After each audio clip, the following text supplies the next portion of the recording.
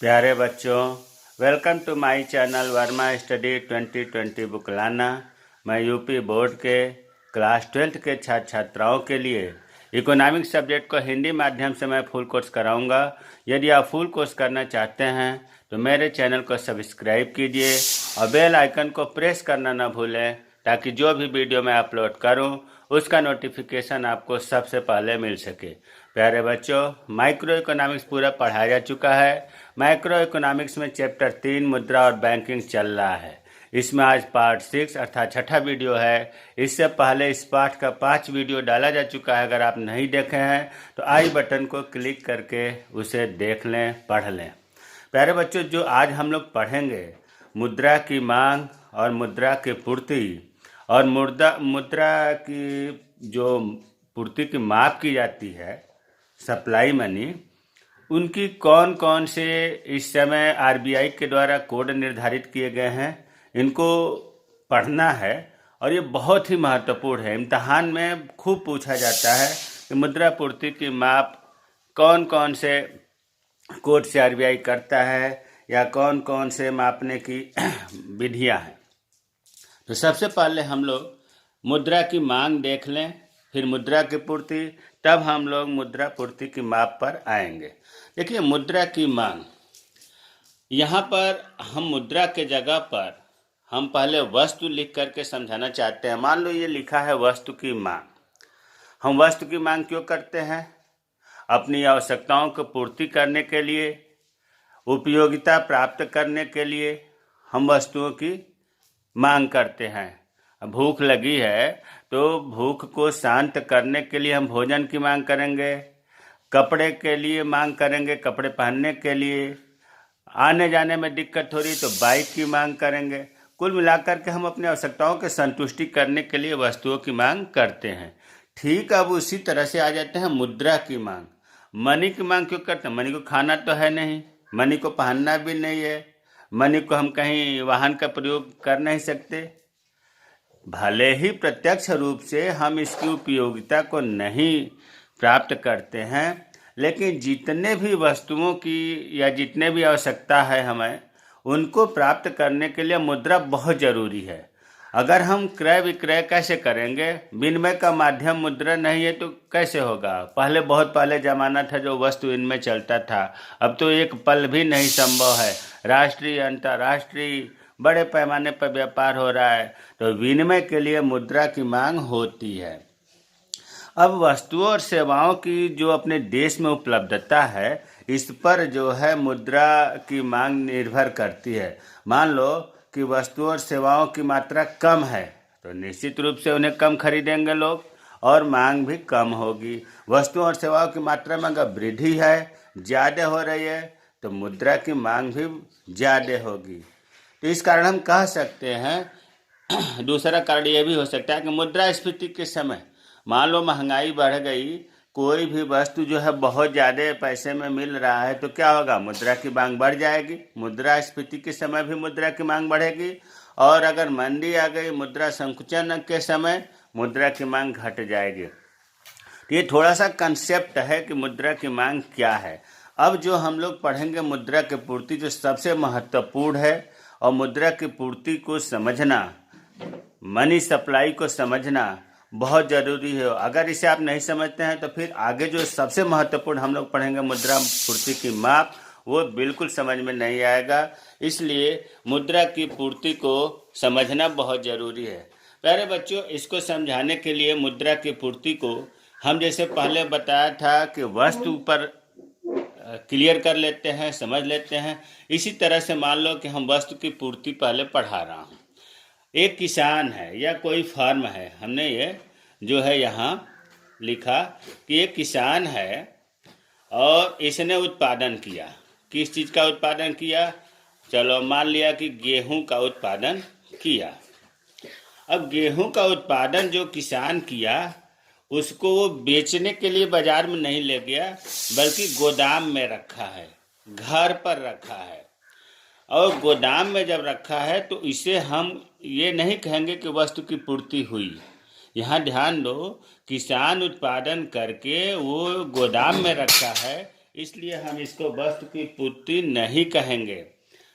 जब गोदाम में रखेंगे तो इसके लिए क्या कहा जाता है? इसके लिए कहा जाता है स्टॉक, कि स्टॉक हुआ है। और जैसे ही स्टॉक से वो किसान मार्केट में ले जाता है, बाजार में ले जाता है, क्यों ले जाता है? बिक्री के लिए। बिक्री है तो अगर मार्केट में ले जाता है तो हम कहते हैं कि वस्तु की पूर्ति हो रही है, मार्केट में वस्तु की पूर्ति हो रही है।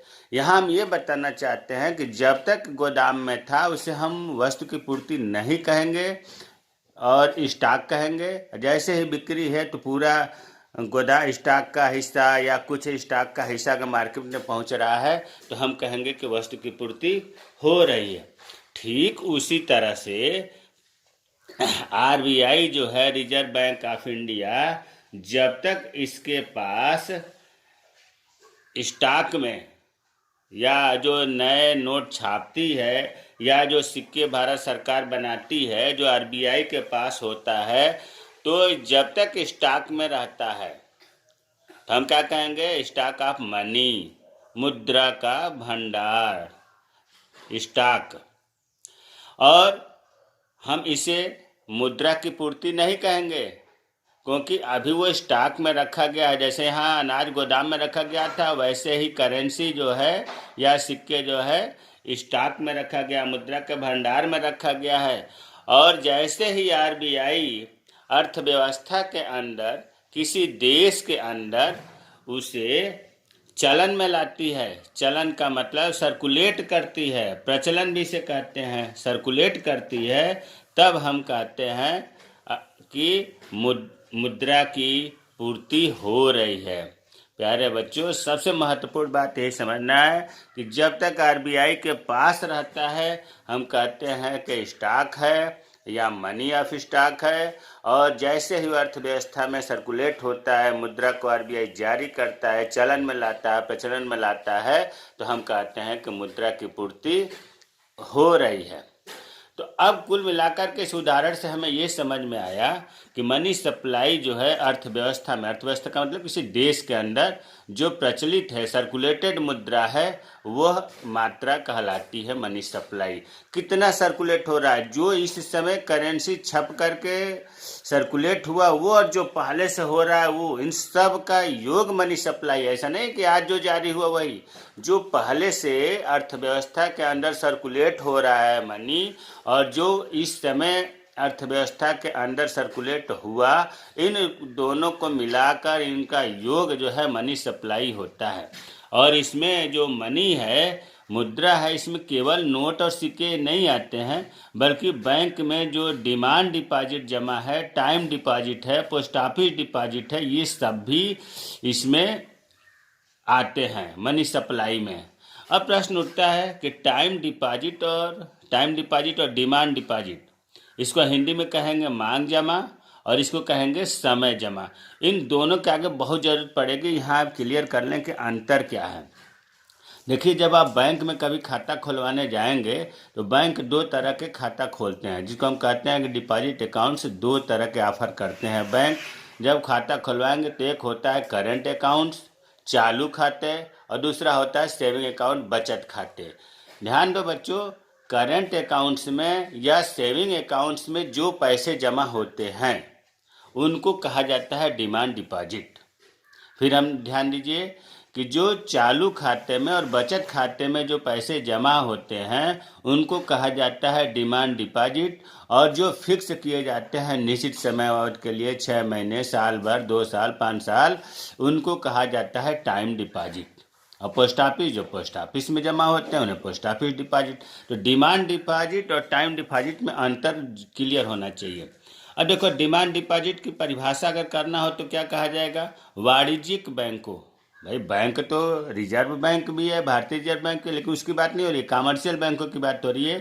कमर्शियल बैंकों के पास जो जमा राशि होती है जिसे मांगने पर बैंक को लौटाना पड़ता है, इसीलिए तो इसे डिमांड डिपॉजिट कहते हैं, मांग। जब भी उपभोक्ता या जब भी ग्राहक मांगेगा बैंक से, बैंक को इसके पैसे वापस करने पड़ेंगे, लौटाना पड़ेगा, इसलिए मांग जमा करते हैं। यह पैसे चेक के द्वारा भी, एटीएम के माध्यम से भी निकाल सकता है। चेक भी देगा तभी उसे बैंक पैसा देगा, एटीएम से भी पैसे निकाल सकता है और विड्रॉल फार्म से भी निकाल सकता है। तो हमें उम्मीद है कि डिमांड डिपॉजिट अब आगे डाउट नहीं रहना चाहिए। जो करंट अकाउंट या सेविंग अकाउंट में जो पैसे जमा होते हैं, जिनको मांगने पर बैंक लौटा देता है, उसे हम डिमांड डिपॉजिट कहते हैं। और टाइम डिपॉजिट है कि एक निश्चित समय के बाद ही वो पैसे वापस होंगे, जब जरूरत पड़ेगी तब नहीं होगा। अब आते हैं मुद्रा पूर्ति की माप। बहुत ही महत्वपूर्ण है इम्तहान के दृष्टि से, और मैं प्रयास किया हूं कि आपको ये चीज़ ऐसा पढ़ाया जाए कि आपको बहुत आसानी से याद हो जाए, समझ में आ जाए। देखिए, मुद्रा पूर्ति की जरूरत क्यों पड़ी? जो आरबीआई होता है वो पता करता है कि अर्थव्यवस्था में मुद्रा कहाँ कहाँ पर्याप्त है, कहाँ कमी पड़ रही है। इसके लिए वो कोड वर्ड्स बनाए हैं, जिनको कहा जाता है M1, M2, M3, M4।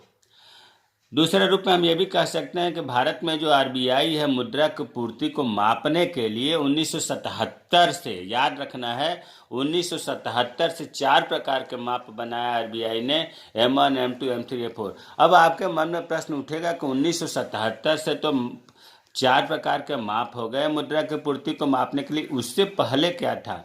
तो प्यारे बच्चों, बॉक्स में हमने लिख दिया है कि 1967-68 के पहले सिर्फ एम का प्रयोग होता था। अब 4 तरह का हो रहा है। पहले एम का प्रयोग होता था, केवल एम फॉर मनी, मनी का प्रयोग होता था, जहां एम बराबर C plus D D plus O D होता था। सी का मतलब होता है करेंसी, इसमें नोट और सिक्के आते हैं। और डीडी का मतलब होता है डिमांड डिपॉजिट, अर्थात करंट अकाउंट, सेविंग अकाउंट में जो जमा होते हैं वो, जो अभी ऊपर हमने बताया।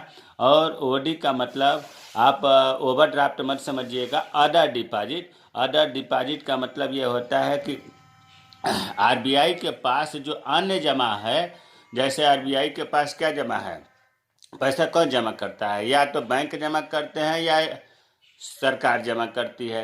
बैंक या सरकार वाला पैसा नहीं माना जाता है ओडी में, बल्कि दूसरे देश के केंद्रीय बैंक या अंतर्राष्ट्रीय मुद्रा बैंक या एशियाई विकास बैंक या विश्व बैंक जो रखे होते हैं आरबीआई के पास, उनको सम्मिलित किया जाता है। इन तीनों को मिलाकर के करेंसी को डिमांड डिपॉजिट, डिमांड ड्राफ्ट मत समझिएगा, डिमांड डिपॉजिट, मांग जमाएं, और ओडी को मिलाकर एम कहते हैं। और यही आगे चल करके M1 बना। अब 1967-68 से तो पहले एम कहते थे मुद्रा को मापने के लिए। 68 से 77 तक M3 स्वीकार किया गया। M3 को 1968 से 1977 तक स्वीकार किया गया। लेकिन 1977 से अब तक जो है 4 प्रकार के मुद्रा के माप चल रहे हैं। कौन कौन? M1, M2, M3, M4, जो अभी तक चल रहा है। खूब तसल्ली दिमाग से आप इसको समझिएगा, क्योंकि थोड़ा सा क्रिटिकल है। आसानी से समझ में तभी आएगा जब ध्यान कंसंट्रेट करेंगे। अगर समय न हो तो वीडियो को वॉच लेटर में कर दीजिए, बाद में देखिएगा, लेकिन जल्दबाजी नहीं। अब देखो, हम 1977 के बाद तो ये क्लियर हो गया कि आरबीआई जो है मुद्रा की पूर्ति को मापने के लिए 4 प्रकार के माप बनाए, M1, M2, M3, M4। अब हम एक एक करके पढ़ेंगे M1। अब M1 में 3 चीज़ें लेते हैं। पहला तो लेते हैं कि लोगों के पास करेंसी। लोगों का मतलब होता है पब्लिक से, जनता से। जनता के पास जो करेंसी है, करेंसी में नोट भी आ गया, जिसको हम पत्र मुद्रा भी कहते हैं, और सिक्के भी आ गए। तो जो पब्लिक के पास नोट या सिक्के हैं उनको लेते हैं। सी का करेंसी से यहाँ सी हिंट दिया गया है। और दूसरा डिमांड डिपॉजिट। डिमांड डिपॉजिट अभी बताया गया कि वह पैसा या वह रुपया जो बैंक के करंट अकाउंट, ये सीए का मतलब करंट अकाउंट, चालू खाता, और सेविंग अकाउंट, बचत खाता में जमा है। भाई, हर आदमी अगर खाता खुलवाया है सेविंग अकाउंट या करंट अकाउंट, तो उसमें कुछ न कुछ पैसा जमा किया होगा, उसे ही हम कहते हैं डिमांड डिपॉजिट। जब उसे मांगेगा तब बैंक को उसका पैसा ये वापस करना पड़ेगा, लौटाना पड़ता है। तो नगदी हो गई आपके नोट या सिक्के जो पब्लिक के पास है, और बैंकों में जो सीए या मतलब करंट अकाउंट और सेविंग अकाउंट में जो जमा है डिमांड डिपॉजिट, ये चीज़ भी इसमें जोड़ते हैं। और तीसरा ओडी, ओडी का मतलब होता है अदर डिमांड, अदर डिपॉजिट, अन्य जमा। अन्य जमा को समझना बहुत ज़रूरी है। कुछ लोग बता देते हैं कि अन्य जमा का मतलब हुआ कि जो तकिए के नीचे, गद्दे के नीचे, बेड के नीचे जमा होता है उसे, लेकिन प्यारे बच्चे ऐसा नहीं है। आरबीआई के पास पहले आप ये सोचो कि कहाँ कहाँ से पैसे जमा होते हैं। तो एक तो जमा उन करेंसी जो विदेश के, अन्य विदेश के मतलब दूसरे देश के केंद्रीय बैंक जमा करते हैं आरबीआई के पास, उस करेंसी की बात हो रही है। जैसे अपने यहाँ का केंद्रीय बैंक आरबीआई है, उसी तरह से दूसरे देश के जो केंद्रीय बैंक हैं वो अगर आरबीआई के पास जमा करते हैं तो वो ओडी में आएगा। आरबीआई के अलावा भारत में वित्तीय, गैर वित्तीय संस्थाएं भी हैं जो करेंसी जमा करती हैं आरबीआई के पास, वो ओडी में आएगा। लेकिन सबसे महत्वपूर्ण बात ये ध्यान देना है कि ओडी में अर्थात आरबीआई के पास जो बैंक जमा करते हैं और सरकार जमा करते हैं उनको इंक्लूड नहीं किया जाता है। आरबीआई के पास जो बैंक पैसा जमा करते हैं और गवर्नमेंट जो जमा करती है उसको ओडी में, अदर डिपॉजिट में हम सम्मिलित नहीं करते हैं। तो इसको अगर हम सूत्र के रूप में रखें तो M1 बराबर C plus DD plus OD। C का मतलब करेंसी हो गया जो जनता के पास है, नोट या सिक्के। DD का मतलब जो सेविंग अकाउंट या करंट अकाउंट में जो पैसे जमा है। और OD का मतलब जो अभी हमने बताया, OD में हमने यही बताया था कि जो बैंक और सरकार जमा करते हैं आरबीआई के पास उस पैसे को सम्मिलित नहीं करते हैं। तो किनका करते हैं? जैसे मान लो कि एशियाई डेवलपमेंट बैंक, एशियाई विकास बैंक जो है वो पैसा रख दिया आरबीआई के पास। अंतर्राष्ट्रीय मुद्रा कोष, इंटरनेशनल मॉनेटरी फंड रख दिया उस पैसे को। विश्व बैंक को पैसा रख दिया उस पैसे को। या विश्व के अन्य जो केंद्रीय बैंक हैं, विदेशों के जो केंद्रीय बैंक वो रख दिए। इनके पैसे को ये जो रखते हैं उनको ओडी में सम्मिलित करते हैं। फिर महत्वपूर्ण बात मैं बता दे रहा हूँ कि जो बैंक और गवर्नमेंट पैसे रखते हैं आरबीआई के पास उसको हम ओडी में अर्थात अदर डिपॉजिट में आरबीआई के साथ अन्य जमा में सम्मिलित नहीं करते। तो M1 हमें पूरा विश्वास है कि आपको समझ में आ गया होगा।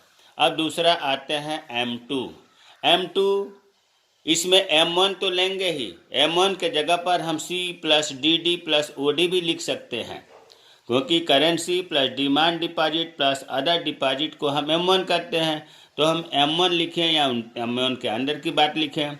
इसके अलावा पोस्ट ऑफिस के बचत खातों में जमा है। ध्यान दो, बचत खाता हो या करंट चालू खाता हो, इसमें जो जमा होता है उसे ही हम डिमांड डिपॉजिट कहते हैं। टाइम डिपॉजिट या फिक्स डिपॉजिट की बात नहीं हो रही है। टाइम डिपॉजिट या फिक्स डिपॉजिट जो है डिमांड डिपॉजिट में नहीं आता है। तो हमने क्वेश्चन में लिख दिया only demand deposit, only demand deposit. ऊपर बता दिया गया कि करंट अकाउंट और सेविंग अकाउंट में जो पैसे जमा होते हैं उन्हें डिमांड डिपॉजिट कहते हैं।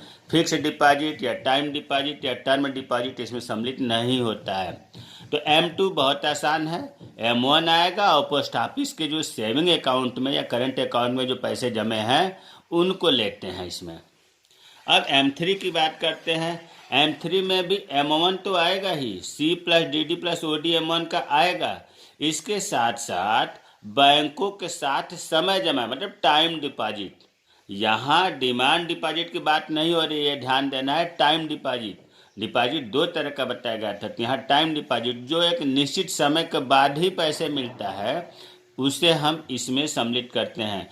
M1 करेंगे और बैंक के साथ का मतलब ये हुआ कि बैंकों में जो टाइम डिपॉजिट हुआ है, जो फिक्स डिपॉजिट हुआ है या जो टर्म डिपॉजिट हुआ है उनको इसमें जोड़ते हैं। सेविंग अकाउंट वाला डिमांड डिपॉजिट नहीं जोड़ते हैं और न ही पोस्ट ऑफिस वाला जोड़ते हैं। यही तो इनमें अंतर है, यही क्लियर करना है कि M3 में जो है M1 और बैंकों में जो टाइम डिपॉजिट है उसे जोड़ते हैं। ये चीज़ क्लियर हो गया। अब चौथा आता है M4। M4 में M3 को भी सम्मिलित करते हैं। M3 में देख लो, M3 की जगह पर हम ये भी लिख सकते हैं M1 प्लस बैंकों में टाइम डिपॉजिट जमा। तो M3 इन दोनों को मिलाने के बाद M3 हो गया। जल्दबाजी में लोग M2 करते हैं, नहीं, M3 है। M4 के लिए M3 और प्लस पोस्ट ऑफिस की सभी जमाएं। पोस्ट ऑफिस की सभी जमाएं का मतलब कि जो डिमांड डिपॉजिट है वो भी, जो टाइम डिपॉजिट है वो भी, दोनों को सम्मिलित करते हैं। इसमें हमने लिख दिया है, व्याख्या कर दिया है कि हर तरह के टाइम डिपॉजिट प्लस हर तरह के करेंसी डिपॉजिट। करेंसी डिपॉजिट में जैसे किसान विकास पत्र, सुकन्या समृद्धि योजना, अटल पेंशन योजना, ये सब क्या है, करेंसी डिपॉजिट है ये। और टाइम डिपॉजिट मतलब पोस्ट ऑफिस के सभी डिपॉजिट जो है, और M3 को मिलाने के बाद M4 प्राप्त होता है। यहाँ सबसे महत्वपूर्ण बात यह है कि हर तरह की करेंसी डिपॉजिट तो सम्मिलित हो रहा है, लेकिन जो पोस्ट ऑफिस से NSC मिलती है, NSC को सम्मिलित नहीं करते हैं। NSC क्या होता है, नेशनल सेविंग सर्टिफिकेट, राष्ट्रीय बचत पत्र। ये जो है इसको हम M4 में सम्मिलित नहीं करते हैं।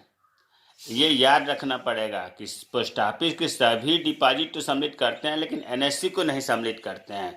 तो प्यारे बच्चों, हमें उम्मीद है कि आपको M1, M2, M3, M4 clear हो गया होगा। भाई ज़्यादा थोड़ा सा आप ध्यान देंगे तो याद हो जाएगा। M1 में बताया गया कि करेंसी आएगा, डिमांड डिपॉजिट आएगा और अदर डिपॉजिट आएगा। M2 में बताया गया कि M1 आएगा, पोस्ट ऑफिस के डिमांड डिपॉजिट आएगा। M3 में बताया गया कि M1 आएगा, बैंक का जो टाइम डिपॉजिट है वो आएगा। और M4 में बताया गया कि M3 आएगा और पोस्ट ऑफिस के ऑल डिपॉजिट आएंगे, जिसमें टाइम डिपॉजिट भी आ गया और करेंसी डिपॉजिट भी हो गया, नेशनल सेविंग सर्टिफिकेट NSC को छोड़ करके।